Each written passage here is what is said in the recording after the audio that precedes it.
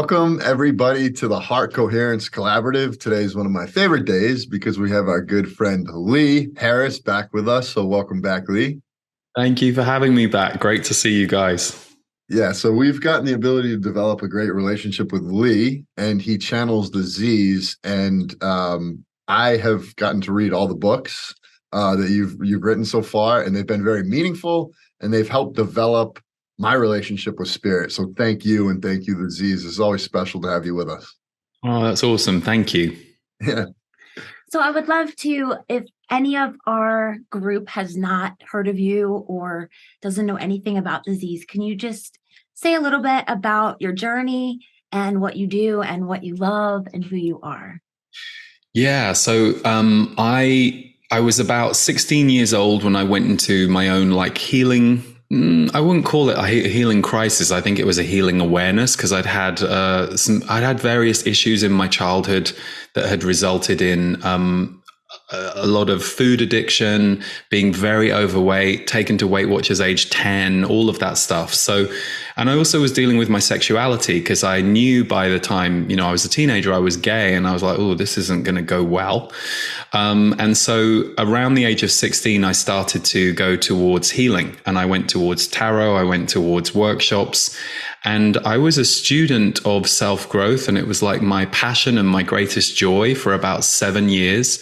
And then 7 years into it, I heard the voice of my guides, which I was skeptical about at first, and it wasn't something I was looking for. And channeling wasn't something I admired necessarily. I'm not saying I didn't like it, but I was more into other things. I was into shamanic workshops and self-growth. But the channeling came in and it was undeniable. So for about 3-4 years, I worked privately with people just for free, friends, and I would let them speak to the Z's, but I also had my own intuition developing alongside it. So I could sit with someone and feel or perceive where they were at, what they were going through, where they might need to go next. So I never thought it would be a job, but a friend said, do this as a job. And so I did it very casually, but it took off immediately, and people would come for readings from all over the world. And that was 2004, so 20 years ago. And these days, I am channeling, teaching energy awareness. I do a monthly video called The Energy Update on YouTube that for the people it's relevant for, or for the people who resonate with me and my messages, it's really taking the pulse on what might be showing up energetically. And a lot of people who will come to me are either very sensitive, very intuitive, very aware, and or looking to develop their own intuition. So as you said, Kyle, one of the things I've learned over the years is, yes, channeling is often liked by people because of the information. But I think the hidden thing around channeling that I've noticed is it's kind of like an intuition primer. So if you're choosing to tune into that kind of thing, it's not so much that the channeler or the guides that you're tuning into are super important. I mean, they might be in your life and in your path, but it's actually that exposing yourself to that opens up your own energy awareness, opens up your own intuition. For some, it can open them up to channeling, but for others, it just, I think, puts you in touch with the voice of your soul that so many of us were not educated into when we were kids. It was kind of scrubbed out of our training. So, I've been doing the work now for 20 years, and I also do music, which I've done for a little over 20 years, but we bring conscious music to the world, which myself and my collaborator Devor Bozique create. And I have a music label called Golden World Music, and we're dedicated to, in the coming years, being an advocate for the healing power of music, as well as the channeling and the energy work and all of that. I can tell whenever I hear you say the word music in like all our past interviews, and even just now, I can tell you get a little lit up. So can you talk about music? Is that like your love, and why is it so important to you?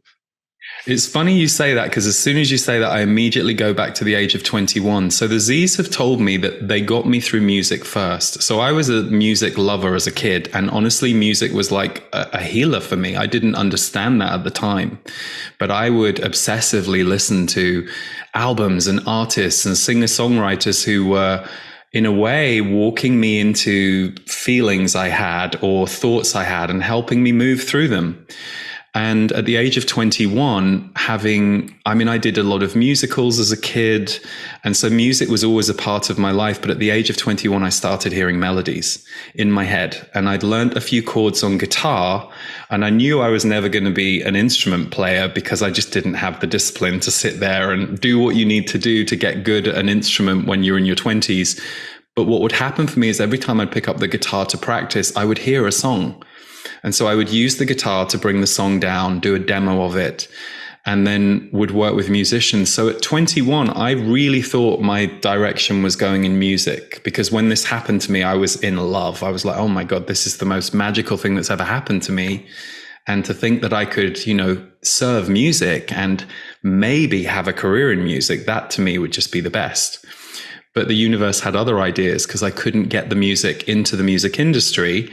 And at the same time, I was starting, while I was working on my albums and trying to get them out there, I was having this rapidly successful healing work happening. But because I didn't think healing could be a job or like a full-time profession, because remember, this is 20 years ago. So it wasn't like we had the plethora of things on the internet we have now. And I wasn't doing the plethora of things I did now. It was a love for me.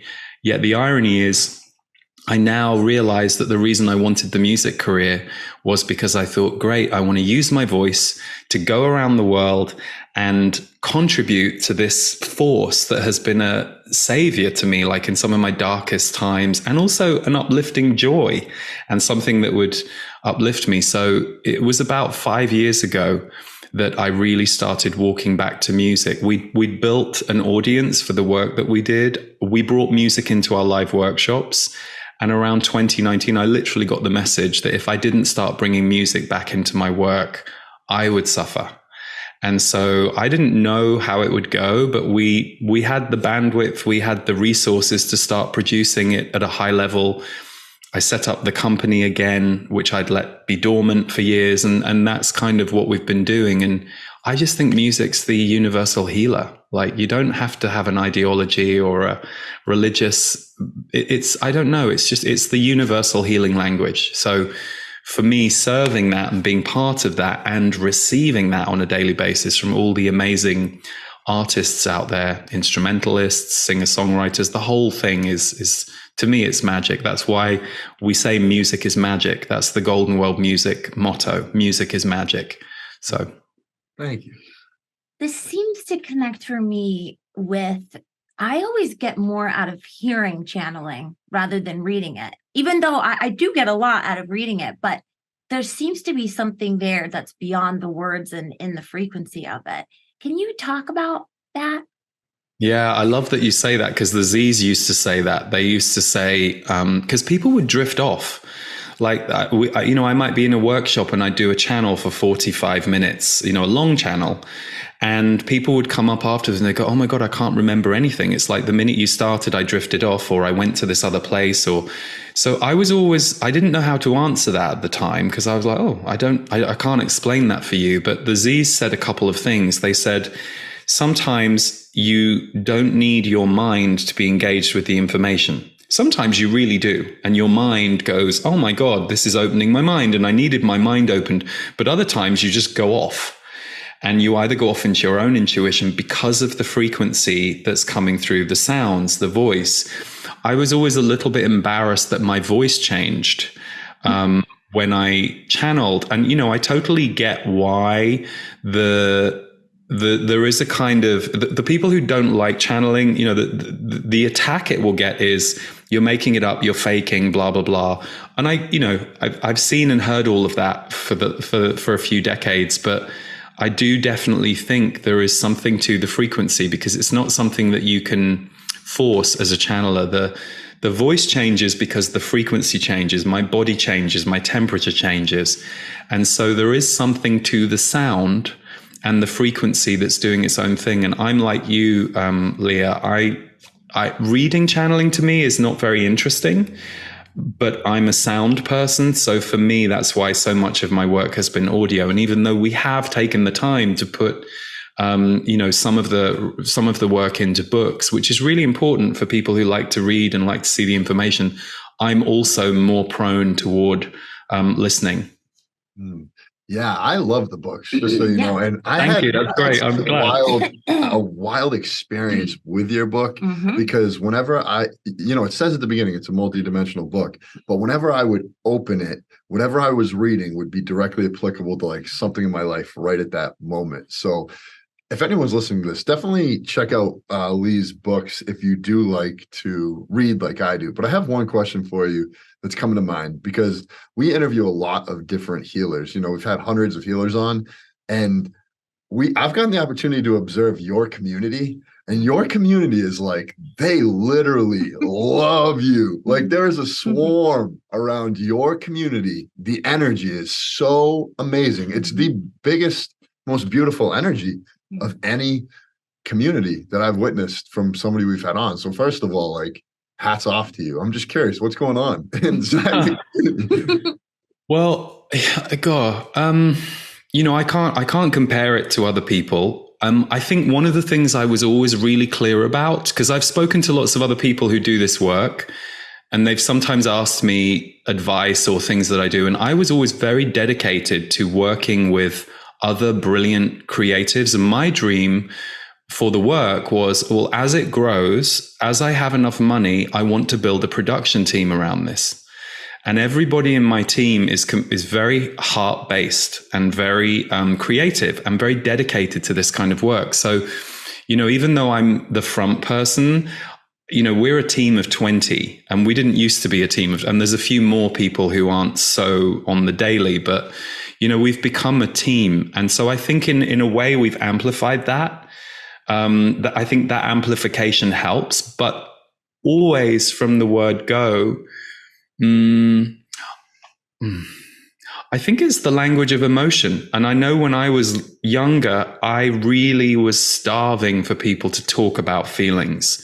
I was not serving my own feelings. I didn't understand them. I had a lot of them. And so I was hungry for any time people were honest about feelings. So maybe it's because, I think the energy updates that I've put out every month now for 12 years on video. I mean, I did them for a few years before that too, but really I committed to once a month on video in 2012. I think we as a society just need more, I know I exhale when my feelings can be in the room. So perhaps it's that I and my team have been serving that at a time that we need it. And, maybe that won't be the case in a decade or two because it will be a bit more established. I don't know. But we hear that from retreat centers that we go to. They always say, your people are so lovely. So honestly, we're just grateful. We're just like, well, and they're really, very heartfelt, sensitive people. So I'm always surprised to hear that because I want to assume that it's that way everywhere. But we're grateful. Well, good job putting together an amazing team, and everyone on Lee's team, we love you. You're doing a great job. That is true because you'd be surprised. Like spiritual leaders, authors, teachers are surrounded by some seemingly like very We've difficult, seen the other side of it. Yeah, for sure. Yeah. They're not. So Yeah. that does make sense that it's just a whole feeling of team. And that's really nice that you give everyone credit. And that's a nice team to be on.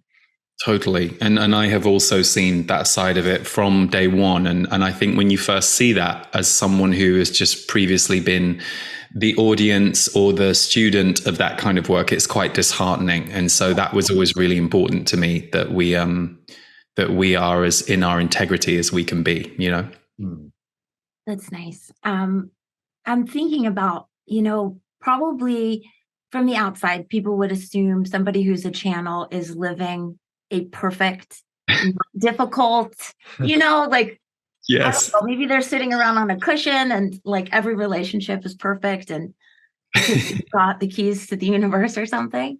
But we were talking before we began the interview about that you've had some challenges this year. And I would love to hear about, just your human side living the last year since we saw you last. Yeah. So people do assume that. It's funny because I've also had people quite shocked at me when I'm going through something and I share it with them and they're like, well, why don't you just ask the Z's to fix it for you? And I'm like, sometimes I do. And I never forget that they're there. But sometimes I want to learn as a human, and I have to go through it layer by layer. And even if they give me they might give me the headline or the future of where it's going, I have to, like we all do, unpack, move through the layers and get to because you're clearing the body as you do that. You can't just jump to it. You can't just bypass it. So I do feel lucky I can go to them at any time. But I also, I love my friends and the people that are my mentors, who I don't really have any official mentors who aren't also friends. We're just friends who mentor each other. One day you're helping someone, one day they're helping you. So I've never valued the channeling higher than that. But I do understand that they come from a higher perspective. And when I get the overview from them, I'm always like, oh, and then that moves me forward. The last year has been really interesting for me. We were saying, like, I definitely feel more myself than I have ever felt in my life, which is great. But I did go through a divorce last year, and we were together for a little over 7.5 years. And of course, like everybody, you don't get married thinking, you don't think, okay, well, at some point I'm going to get divorced. You go into it hoping you can have, the longest journey possible together. But it was an educational moment for me, because the Z's have always said it's a beautiful thing to have a long relationship with someone, but we as a society diminish the value of the person that you know for a week, or the person that you know for 6 months. And they say, and you shouldn't, because sometimes you end up in a really long-term partnership because of the person you had 3 months with. And maybe the difficult ending you had with them dislodged something in you that needed to be dislodged before you met the partner. So I was already clear of not overvaluing time in a relationship. But what happened for us was, I guess, like for many people, you start at the beginning of a relationship and all of your connection points are on fire with each other and are crackling with each other, and you're exactly who the other person needs. And the two of you hold hands and start walking. And I think a lot changed in our lives. A lot changed around us. And as we went through that growth journey, it's like we healed each other, or took each other as far as we could. And then the growth, the healing, the sharing just became a bit arrested. And because of love and respect and the care we had for one another, it took a while to kind of go, oh, this hasn't really been active for 2 or 3 years, maybe, because the love and respect never went away and the care for each other never went away. But it was like a moment where, oh, we aren't actually serving each other's growth anymore. And if we stay together, we will hold each other back. So that's a really hard thing to go through when, that's not what you want. But I'm grateful to Stephen, my ex, and, grateful to myself and grateful to the support that we had, that we were able to navigate what could have been a really difficult, painful thing with as much love and care and compassion for each other as we were able to, and to come out the other side still as friends. So yeah, that was a huge thing for me, that really only concluded at the beginning of this year. I would say it took about a year to move through all of that. And also we were joined in business too. So that always adds another layer. So yeah, it's been a really interesting journey. But I'm really glad to be at this point, rather than a year ago when you're in the middle of all of that and trying to do your work and your life and, things that go on around you, crises that happen for family or friends that you're involved in too. So, yeah. Thank you for sharing that so vulnerably. One of the things that I fell in love with about the Z's was just like how specific they were. There were certain things that I read that were just so cool. They talked about like there's crystalline structures on the earth that they go to that charge them up, and they also charge the crystalline structures up. Like reading some of your books just blew my mind, and it kind of got me back in touch with some of the magical side of things. But anyway, I'm just curious, have any new profound messages been coming up for the Z's? Is there anything they're talking about more now than say a year ago? Yeah, the thing they've talked about a lot since I would say early 2023, and it's still coming up, is and this is a weird thing for me to say because we're in 2024. We need to get to 2025. And I know that, a little bit further. But they've said that They always said 2017 to 2024 would be very tumultuous years on the planet, and they would be game-changing years. Like, they would be the thing that would rip the foundations out of old energy, create somewhat of a planetary revolution, although they did say that won't just look like revolution you've experienced before. You often think of it as taking to the streets. And they said that will be part of it, but it's a lot bigger and more cosmic and energetic than that as well. So they've said that we've been in an energetic war for years, and that it's now coming to the surface. And so there are a lot of ugly truths that society is waking up to and having to reckon with in order to go into a new phase where the consciousness that we have built as a planet can be how we build the future, versus the old trying to continue to drag us backwards or clamp down even more on us. So I think when you look into the world right now and everything we're dealing with, you're like, oh yeah, I can see that playing out. But they've said from 2025 onwards, we will see more concrete and undeniable evidence of the future that is possible. And it will start to be easier for those things to be apparent. So I was always curious what 2024 would bring. And I'm not at all surprised we're where we are right now with everything. And I know that we're recording this maybe a couple of months ahead of when your community get it. I hope I'm allowed to say that. Yeah. So I don't know. I'll tell you why I have to say that, because I sometimes get grief. Like, I record my energy updates like 6 days before they come out. So if anything happens in that 6 days, sometimes I get grief. They are, why isn't he talking about this? And I'm like, well, I'm talking about the energy. So the specifics are something you have to work out. Because they're going to be what's personal to you. But also, you know, I'm just throwing that out there because who knows what's going to happen between now and when this goes out.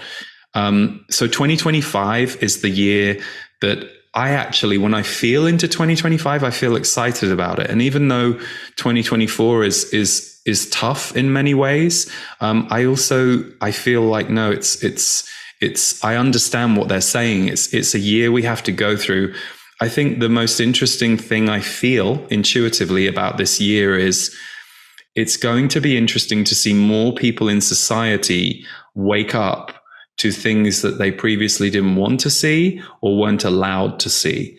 And the Z's have always said that's the tipping point. They said you only need about, I think they said 30% of people need to be aware and awake to this for the domino effect to begin, which I thought was interesting. I thought it doesn't need to be 50. And they're like, no, 30 is enough, because then it permeates through consciousness. So yeah, that's one of the things they've been talking about a lot.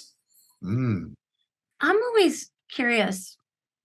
It seems like things are so horrible now. And like Steven Pinkerton has a whole book where he talks about it's actually much more peaceful than it's ever been. And it's hard to really sort out what's going on. So are things truly so much worse, or is it just social media and media coverage that makes us feel that way? Very good point. Well, the Z's said years ago, this was like 2010, when I was not personally as aware of what I'm aware of now. They said, you have no idea how barbaric it was. If you go back in time, they said, those of you who don't like what you're seeing now, you have no idea how much it shifted. And that always goes through my mind. And I've heard that from other voices and philosophers and researchers. They talk about, but isn't it interesting that the media and our news cycles, they only want to focus us on things we should be afraid about. I had a conversation with a family member the other day, and they were like, oh, I haven't watched the news in days, I must put it on. And I was like, I don't want to be here when you put it on, thank you, because the frequency is so low. I said, I'd watch it if they also celebrated the breakthroughs. I said, because this is not how you create a healthy society. This is how you create a society that's so afraid that they'll do whatever you tell them to do. And so I've been very aware of that for years and years and years. I don't spend my time on that the way I have people in my life who are more activists in that area. And so I kind of hear things through there, but I know what my job is. My job is positioned over here. But I 100% agree with you. I think that's the wake up that we have to pay attention to. It's like, what is this system that we're all in? And the more people understand about personal well-being, societal well-being, the more the system that we are in starts to look sick. And the more people go, oh, this isn't really that healthy, that's when we start to see the changes. Yeah. It's so fascinating to think about how back then in the physical environment, there, it was barbarious, like you said, but today, like, the war is actually in our mind. But if it's in your mind, it can be just equally as bad. Like, people are actually fighting those wars in their brains, and it's just crazy. So I really like that analogy. And yeah, the one thing that I wanted to just ask you before we dive in to ask the Z's some questions is, who are the Z's for anybody that's not aware? When I first met them, I asked lots of questions because I was like, well, at first I was like, is this multiple personality disorder? It could have been. But I did think, honestly, even as I had that thought after working with them for weeks and I was learning so much and they were explaining so much, I was like, well, if it is, I'm going to not tell anybody about it because it's really useful. It's like, I got a good one. Mine isn't like causing me problems. Mine is when I go home, I'm like, I'll just keep this quiet. I'm not doing a great job of keeping it quiet now, I guess. No, they first of all explained that they are my guides, but that they are also a large group. So they said not everybody has. They explain we're a group of 88 beings, but we can communicate with other beings. So, they said, think of us as a consciousness library. So they explained that many of them had gathered, and apparently this isn't uncommon when someone's role or job or purpose is to be a transmitter of those messages.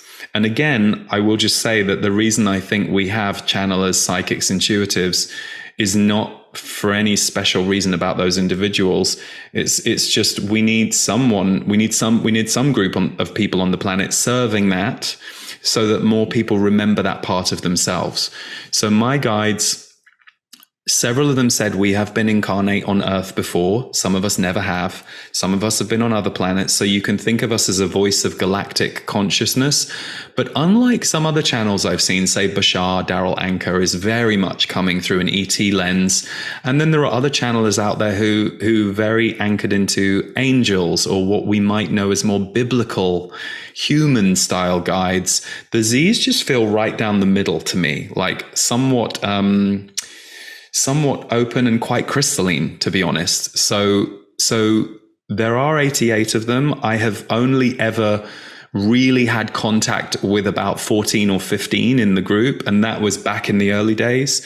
But they're a group that work for me and serve me if I ask for their help, but also they're gathered because it was a destiny path for me and for them to do this, even though, of course, I would never have known that before all of this began. Beautiful.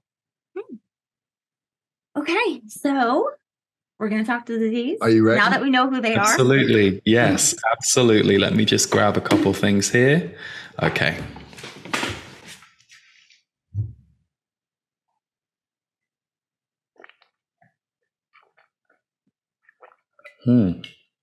You have a very curious community. It's interesting. I was just tuning in on them a little bit. It's interesting. I'll share this. Every community is different. One of the things that feels to characterize your people, and of course there's many things, but the thing that hits me immediately is your group are very much about spreading information. And of course, information is also heart energy. That is information. I don't necessarily mean facts, although that can be part of it. But they're a curious group whose job it is to take in, receive, and then disseminate. It's not that you couldn't argue that some level of that happens in all spiritual groups, but there's a really strong through line with your group of it's a bit like a gathering of teachers who come together to be students so that they can then go back out and be teachers in a very unique way. But that's interesting to me. So anyway, just that came into me as I just tuned in on your group. So we'll see.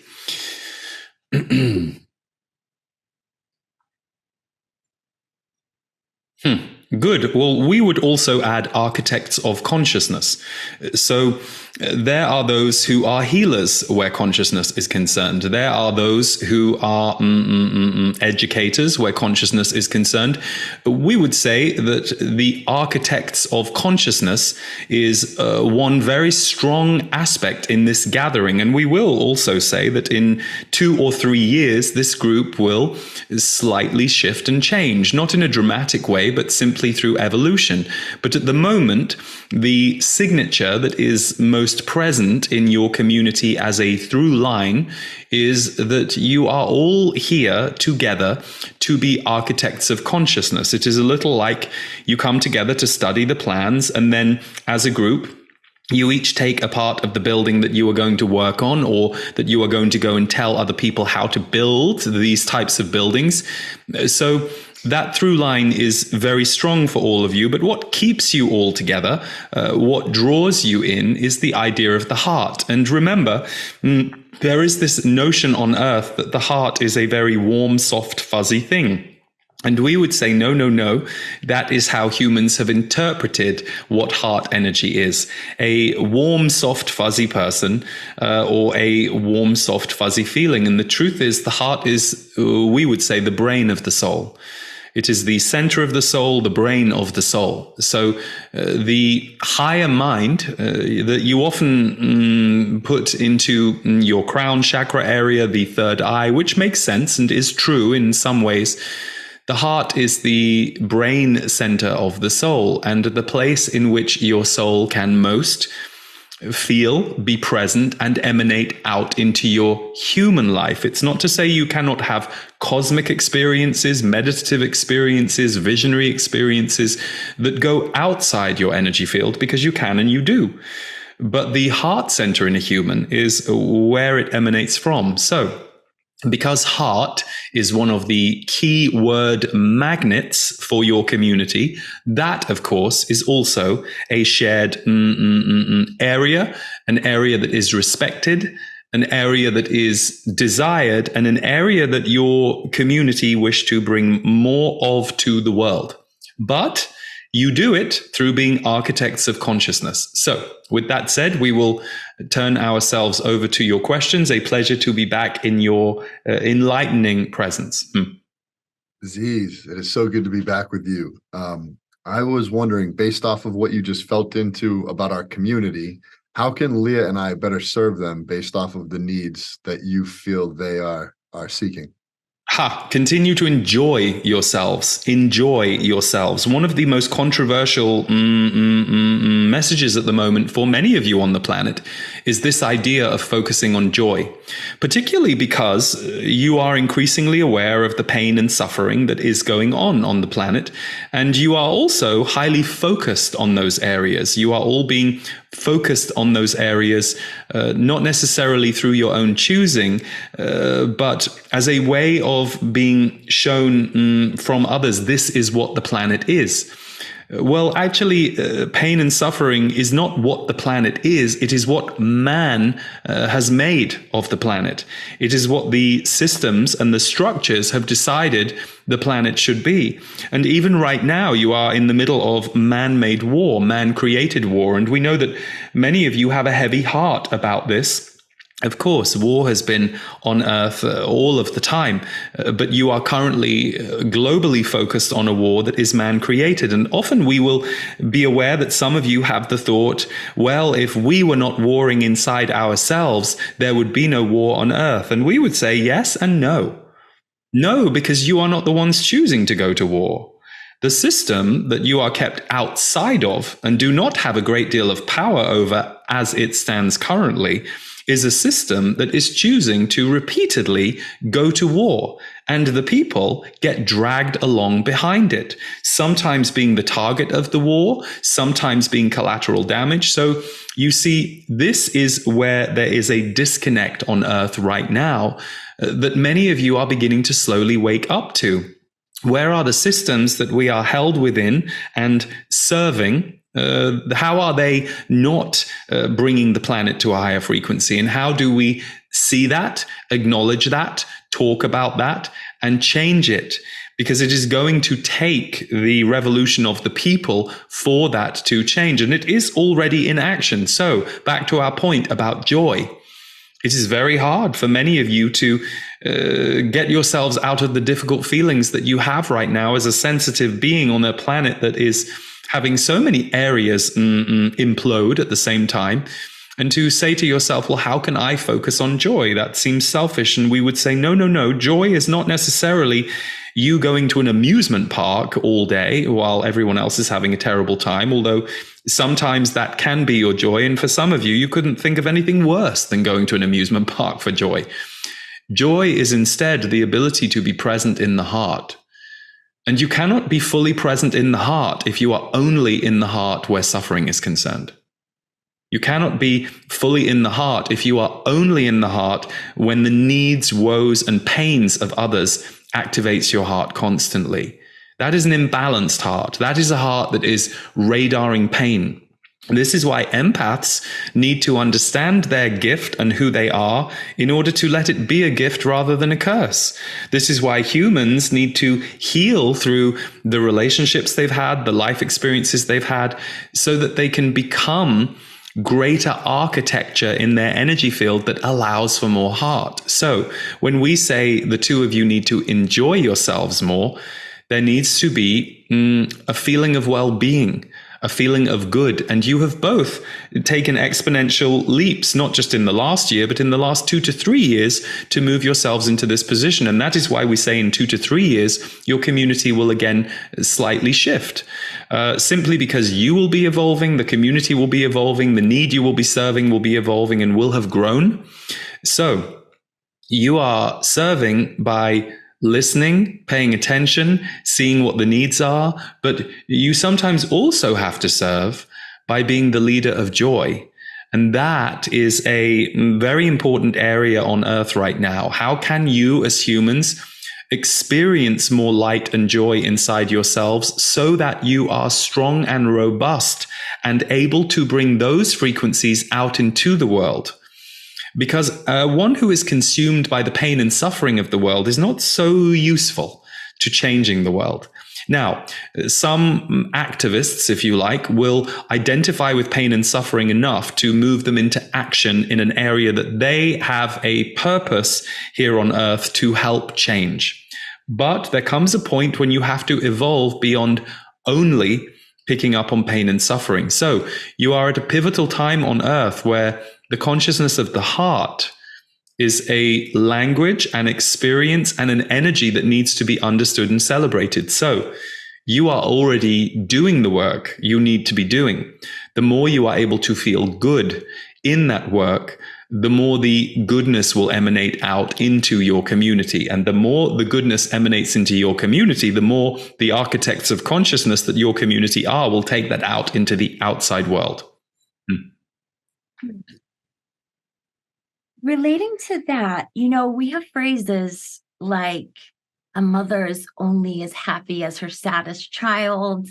I think we take maybe some pride in the goodness of, or it feels like goodness to think I can't be happy while others are suffering. So I'd love to hear you talk a little more even about the difference between really suffering for the pain of others and compassion and what the difference is. Yes, there are some on the planet who are built to run emotion through their system. There are some who are programmed, as it were, to start crying when they are in the presence of someone else who is in pain. And they are built that way for a purpose, and they are able to still bring joy and happiness into their lives, even though they have that permeable skin. But there are many who are not built that way, but behave that way and believe that is their design, when in fact, that is the true sign of the suffering they are carrying inside their own body. So, as it relates to a mother who is only as happy as her saddest child, or a father who feels the same way, there is a truth to this for the majority on Earth. There is a truth to this because parents will care deeply for their children in a way they may not care as deeply for the rest of the world. That is not a judgment on them. In fact, the role of parenthood is often the deepest love that many humans will experience, because it is the most, or can be, we should qualify here, the most selfless love. If you are doing it in the way that you might see as benevolent toward your child rather than selfish or self-focused for you as a parent and what you want to get out of parenting. However, there is a line. You see, there is a spiritual truth on earth, which is, it is actually not your choosing as an individual what happens to anyone else around you. You cannot keep someone on the planet longer than they are supposed to be here. You cannot protect other people from suffering. Now, as a child, you are guided and hopefully sheltered by your parents from certain harms that would come your way. And that is the path of the young. But once the child is an adult, and we will just use an example here, 20 onwards, just as an example, at that point, the mature parent, the spiritually evolved parent, may have concern for the well-being of their child who is sad, but will also understand that this is their life and this is their path, and they can be there for them in the way that they would be there for a friend that they care for. So you see, what we are trying to illustrate is sometimes people use a phrase like that as a truth, and that is okay. I am sad because one of my children is sad. The question is, can you also be happy? Are there other areas of life, other relationships on the same day? Can you also be happy? And if that is a yes, then you are fairly balanced. But if you are so consumed by the sadness of another, you have to ask yourself, why have I allowed my energy field to map so deeply onto another's? You have a term for this, codependency. There are those empaths who are afraid to feel their own pain, so they start feeling everyone else's and then blame the world and its wounds for their own wounded state. Everything is energy. And so if you yourself are becoming bogged down by heavy feeling, it is yourself you have to look to ask, is this feeling true for me? Is this something I need to move through, burn off? Or is this something I need to deeply feel? And only you will know the answer. But the enmeshment that you have as human beings with each other's emotions is somewhat inevitable with those people that you get closest to. Children, loved ones, your best friends, your closest people. But you also have the opportunity as a spiritually growing being to take a look at that when it comes up and ask yourself, is this true for me to be so enmeshed? Or do I need to return to my center? Because from my center, I will be more useful to that person. So compassion is when you can feel deeply for another person's plight, whether it be for a few minutes or a few hours. But compassion tends to lead to action. Compassion will see you reaching out to someone. It will see you waking up the next day thinking, I will just send them a loving message. I will just give them a call. I will just pop in and see how they're doing. Suffering for someone else is when you become so consumed with someone else's state that you cannot get yourself back. That is the difference as we would describe it. Thank you. Good explanation. I have a deep respect for some of your wisdom in regards to the energy of the planet. And one thing that Leah and I are really excited about is we've been invited to do a global meditation in a few months where everyone's going to be coming together and they're going to be radiating their heart energy to have compassion towards the planet. I was just curious your perspective on is this actually influencing anything when we come together and do this? What is actually happening on an energetic level? Yes, it is, as some of you would say, 1,000% having an impact on an energetic level. But there is another side to it as well. So number one, that many people opening their hearts, focusing on the raised vibration of the planet, it has a big effect because you start to connect, especially worldwide, a web of light across the planet. your group intention to see light be allowed to permeate more of the planet than some of the darkness you are currently experiencing or enmeshed in, it has an immediate effect, and it can last for many days, weeks, and even months afterwards. But there is another side to it, and that is a little less discussed. It is a powerful reminder to all of you of the power that you have to come together and hold a group intention of oneness. So for the individual who practices this for perhaps the first time in their life, taking part in a global meditation, they might immediately feel feelings of well-being or feel good that they have chosen to send their energy this way. But what they are also doing is in training themselves to realize this is possible. And not only is this possible, for all of you, this is actually ancient. Your soul knows exactly what this is. You see, part of the, shall we say, mystique that some people might perceive, the idea that there are 88 of us right now in communication with Lee. And the truth is, yes, we are a group of 88 beings, but there are currently only 15 of us working to bring this information through verbally. The other group, the rest of the members, are working on energy balancing, reading the room, as it were. So you see, it is a large group effort that is taking place right now, but the focal point is only a smaller number of us.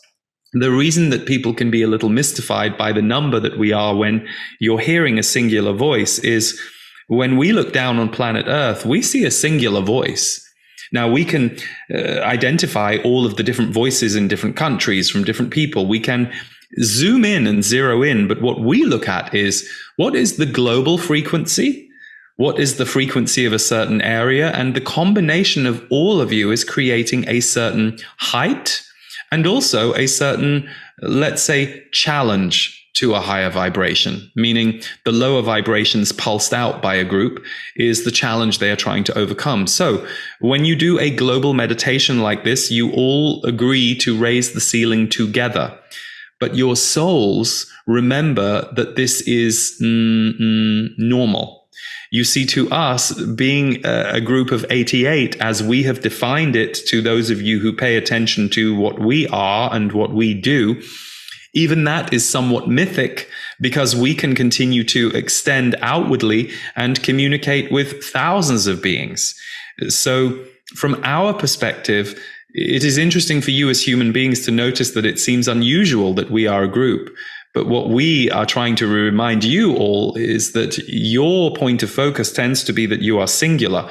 And by the way, you need to have a certain level of that singular focus in order to be a human on Earth. So it is not a wrong way of seeing things. But the truth is, you are not singular. You are part of a group.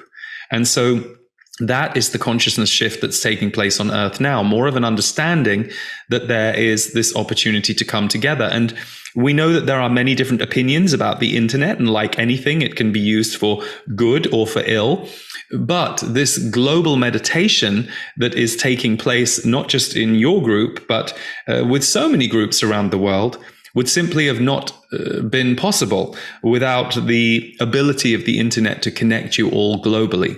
So, like everything on Earth, there are positives and negatives, light and dark. And it's not necessarily that you need to stamp out the dark, because the dark is the other end of an energy scale.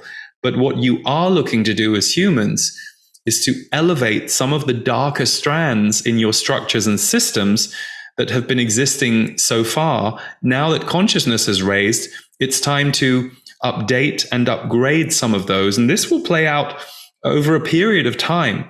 Certainly the next 30 years is going to be an extraordinarily revolutionary time on Earth. But you are still not, as we would say, out of the woods when it comes to some of the heavier, darker, more old ancient energies trying to control things on Earth, which is why those souls among you who gather together for this ancient practice of global meditation and raise the vibration of the planet, it is all of you bringing your efforts towards the opposite. So on many levels, this is a wonderful thing to do.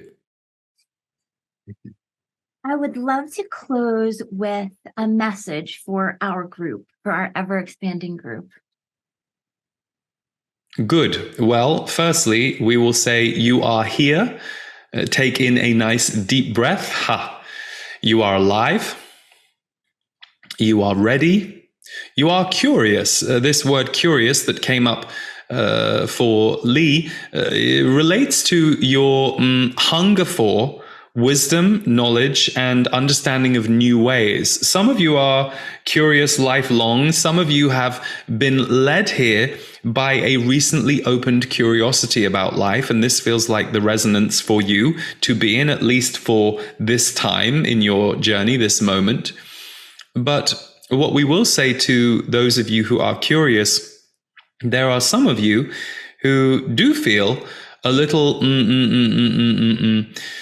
sensitive to the world right now. The understandable difficulties that you can have given some of the tumult and some of the waves and some of the darker waves playing out on Earth can make you want to take refuge in your spirituality, in your seeking of consciousness, however you want to term it. And some of you question if that is okay. You question, is this the right way to behave? Should we be out there doing more? And the answer is always the same from us. If you are repetitively questioning something without taking action on it, then you have your answer. If you are taking action on something organically, fluently, and because you feel ready to do it, then you are ready for action. So some of you have not what we would call a guilt complex exactly, but some questions about your idea of how you should be helping the world more. And we will say that for some of you, you are in the cocoon phase. You are learning more about who you are, how to run your energy through your body in the world. And you will be called into action in the future if that is your path. But never underestimate the power of an evolving, emerging individual on the planet. As you allow yourself to grow, evolve, shift, and heal, you become a more healed person on the planet. So even your own journey of personal growth has a vibrational effect on the planet. And if you are overly or repetitively questioning whether or not you should be doing something, ask yourself, do I feel guilt? Do I feel shame? Do I feel like I am not enough? Because the truth is, if you keep focusing on your evolution as you feel to and as you feel you can manage, you will emerge from the other side and move fluently into action that you never knew was possible before. But in order to do that, you often have to transform and metamorphose from who you were before, what you were before. And for many of you, that requires a certain level of pulling back and inaction, at least for a period of time, so that you can go through that cocoon phase. And we would say in your community right now, at least 40% of the community feel the way that we are speaking about. You have a smaller contingent who are quite gung-ho, 10 to 20%, who are here for leading the charge and leading the change. And then the rest of the members, you are all in a space of, we would call it, harmonizing the heart on the planet from within. Through your meditative practices, through your way of being as you walk around the world, you aren't looking to be highly aggressive out there in the world in terms of making sure that change happens. But you are also very clear that you have worked hard to be a stabilizing force and that there is value in that. So if you look at those three different subgroups we have described, they can all be stages of your day, your week. Some parts of your day you might feel gung-ho. Other parts of your day you might just feel steady and settled. Other parts of your day you might feel like, I just want to shut the door, pull down the blinds, and not look at the world because it's too painful. So remember, you are all evolving beings and you move through states of being. And if you do commit to your own evolution, you will evolve and change. Sometimes what you can do, not just this community, but humans as a whole, you try and outthink your way or from a state or a place you are in. And you will never outthink your way out of something. You will outfeel, outgrow, and shift your energy to move beyond it. So if you are obsessively, repetitively thinking about something and you aren't taking action on it, try and let those thoughts go and focus on a different aspect of your life. And you will be surprised that on the day you least expect it, you will suddenly find yourself doing that thing that you desired to do months or years ago, but were either too afraid of doing at that time or not knowledgeable enough. If you have a dream or a desire, trust the timing, is what we are trying to say. Don't assume because it isn't happening today that it's not in your future. But also don't push your body faster than it can go. The body always needs to catch up. So, a pleasure to be with you all in peace and in love, to you curious and heartfelt architects of consciousness. Ha.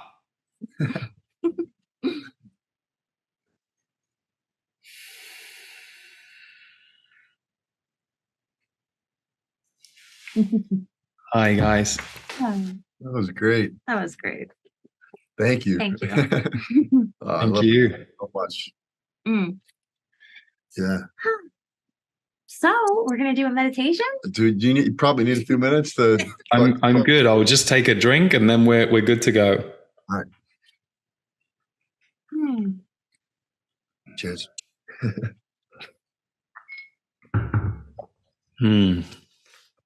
Okay. So if you just like to close your eyes and make sure you're comfortable, whether you're sitting or lying down, and just take a few steady breaths in through the nose and out through the mouth. Just steady breaths in through the nose and out through the mouth. And allow yourself to feel your body. Notice how your body feels. Are any areas of your body speaking to you right now? Are they feeling a little stuck or a little stiff? Are they feeling energized or electrified? Just notice, without needing to do anything or overly think about it. Just do a scan of your body to see how your body is feeling. And if you want to adjust anything because of how your body is feeling, go ahead. You may want to slightly adjust your legs, your arms, your hands, how your body is positioned. Just get yourself really comfortable. And now allow yourself to receive your soul fully into your body. Your soul is allowed into your body deeply, lovingly, caringly. It won't overwhelm you. It won't come in more than you are ready for, but it can always be invited in a little deeper each day. The soul has a way of seeing, feeling, and perceiving your life that adds a few other dimensions to the way that most of us were trained to see, feel, or perceive as humans. So when we invite the soul to be present in our body and our awareness, healings, changes, transformations can occur. We needn't be afraid of our soul, because it would never overwhelm our body or our sense of balance or equilibrium, but we do need to remember to invite our soul back, to invite our soul to be present on a daily basis with us, guiding us, loving us, moving us through. The people that we often enjoy meeting in life or feel an immediate spark with, it's usually our souls that recognize each other. So sometimes you feel that openness with another being because the two of you are able to go to an open state very quickly.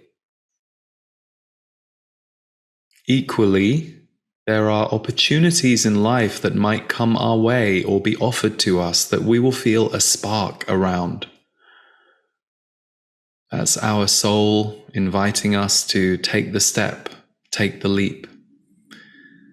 And we need never force our body faster than it is able or ready to go. Even if the soul comes in and has an idea for you or a message or a vision, the soul and the body are working in harmony. So if the body doesn't feel ready, we wait. We don't forget what the soul invited us to see, perceive, feel, or think, but we wait until the most harmonic time for action. And the more we work with the energy of our soul every day and invite it to be a part of our day, the more that harmonic resonance between your soul and your humanity can start to take place.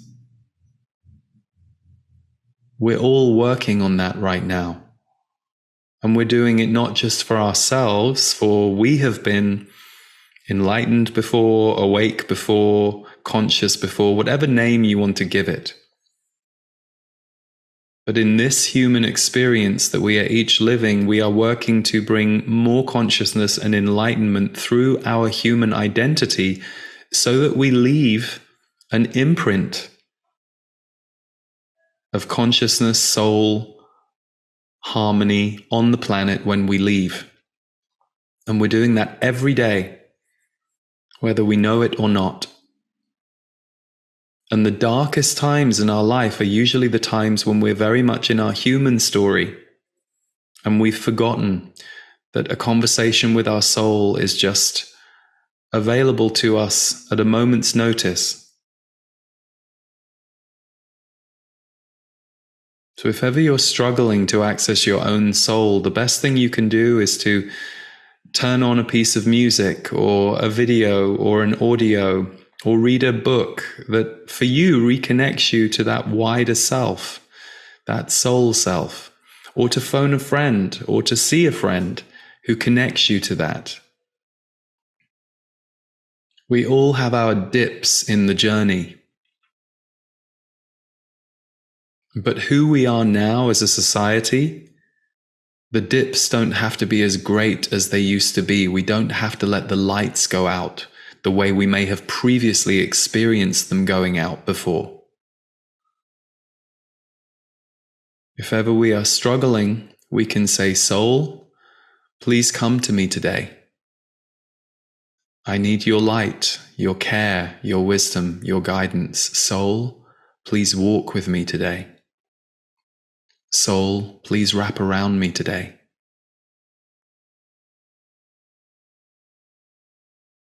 Good. And so it is. You are a beautiful human soul.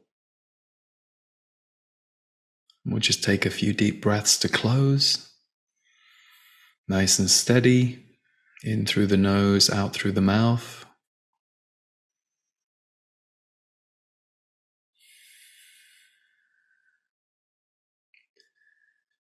And whenever you're ready to slowly open your eyes and come back to the room, do so.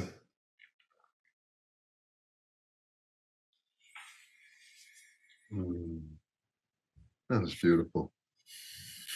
This whole thing was beautiful. We love you so much. Thank you for coming on with us. Yeah, I just want to, before we end, just how can yes. our followers and everybody listening get in touch with you and honor all the great work you're doing? Well, I have a website called leeharrisenergy.com. And I also have a website called leeharrismusic.com, and the two interweave. And I have the same YouTube channels. So Lee Harris Energy, Lee Harris Music. We've recently released some mantras that are musical that you can sing along with, recite. So they're on the music side. That's the most recent release. And on the energy side, I do an energy update every month. It's free. It's usually 30, 35 minutes. And there's usually 7 or 8 themes that the guides give me, and I will translate them and say how they might show up in your life. And then for those who want to go deeper with me, I have a monthly community called The Portal. Lots of a real range of things in there to support you on your journey.